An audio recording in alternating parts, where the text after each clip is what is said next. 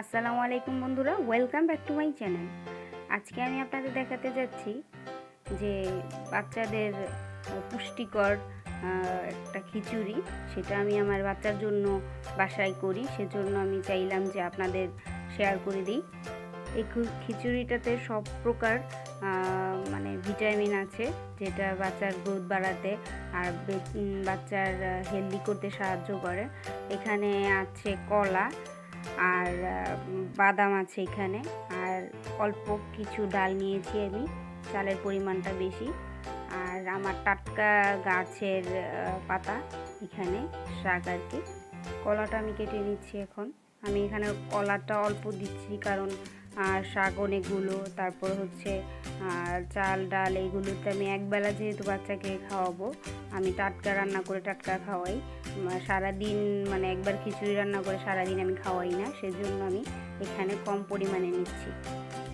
আর আপনারা জানেন, সব ডাক্তাররা বলে যে বাচ্চাদের এমনিতেই খেতে চায় না, আর জাল দেওয়া জিনিস বাচ্চারা খায় না, সেজন্য আমি কম পরিমাণে রান্না করে দিয়ে দিব খেতে। সেজন্য আর কি আমি কম রান্না করছি। এখানে আমার গাছের টাটকা শাক, আমি শাকটাকে ভালো করে ধুয়ে নিয়েছি। আর এখন আমি শাকটাকে কুচি কুচি করে কাটবো। কাটার পর আমি এটাকে আরও কুচি কুচি করবো যেন গলে যায়। সেজন্য আমি আমার যে বারান্দা আছে সেই বারান্দার এখানে গাছটা লাগিয়েছিলাম, কারণ মাঝে মধ্যে এটার পাতা ছিঁড়ে আমার বাচ্চাকে খিচুড়ি রান্না করে খাওয়াতে পারবো। আমি এখানে পুদিনা পাতা গাছও লাগিয়েছি। আপনারা চাইলে আপনাদের আঙিনার আশেপাশে যদি জায়গা থাকে তাহলে, বা বেলকুনিতে একটু বোতল কেটে আপনারা কিছু লাগাতে পারেন, কারণ টাটকা জিনিস বাচ্চাদের খাওয়ানো খুব ভালো। বাচ্চাই কি আর বড় মানুষ সবার জন্যই ভালো।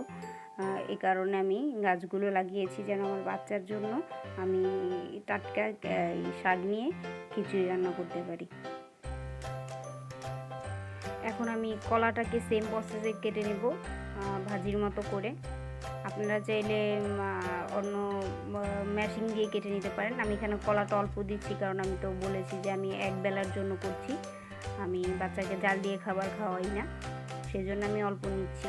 বাকি কলাটা আমি রেখে দিচ্ছি কারণ চাল ডাল আছে, তারপর শাক আছে, আমার বাচ্চার এক বেলার হয়ে যাবে, সেজন্য আমি এখানে কম নিচ্ছি। এখন আমি যেই চাল ডালটা ধুয়ে নিয়েছি সেই চাল ডালটা আমি বসিয়ে দিব শাক আর কলা সহ, কারণ আমি এটাকে পরে বাগার দেব। কারণ বাগারের যে ঘ্রাণটা সেটা হলে আমার বেবি অনেক খেতে চায় বা খেতে পছন্দ করে, সেজন্য এমনি একসাথে বসালে সে খেতে চায় না। আমি এখানে হালকা মশলা অ্যাড করছি। এখানে হচ্ছে জিরা বাটা আর রসুন বাটা, তার মধ্যে আমি এটা বাদাম দিয়েছি, বাদামের সাথে আমি খানকুনি পাতা বলে যেটা, সেটা দিয়ে নিয়েছি।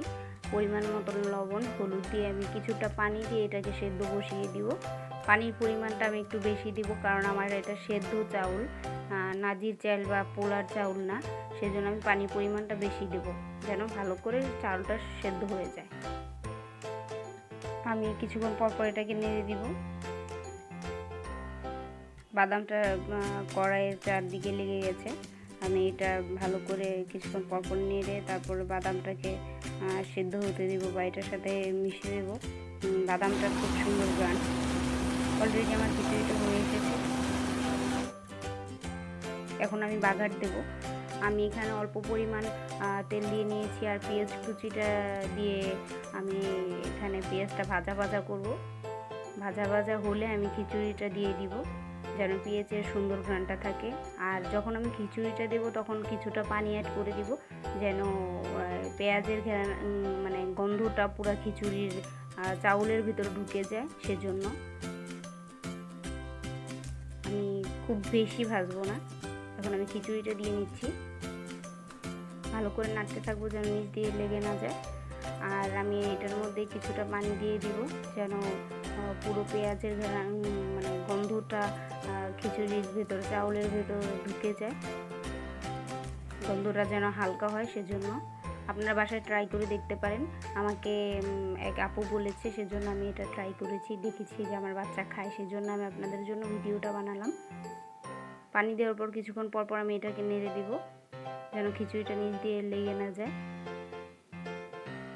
আর আপনারা বাসায় না তৈরি করলে বুঝতে পারবেন না যে খিচুড়িটা কেন মানে বাচ্চা খায়, খুব সুন্দর একটা ঘ্রাণ বেরো হয়। সেই জন্য আপনারা বাসায় যাদের বাচ্চারা খেতে না চায়, এটা খুব হেলদি একটা খাবার, আপনারা বাসায় ট্রাই করতে পারেন। অলরেডি আমার খিচুড়িটা হয়ে গেছে।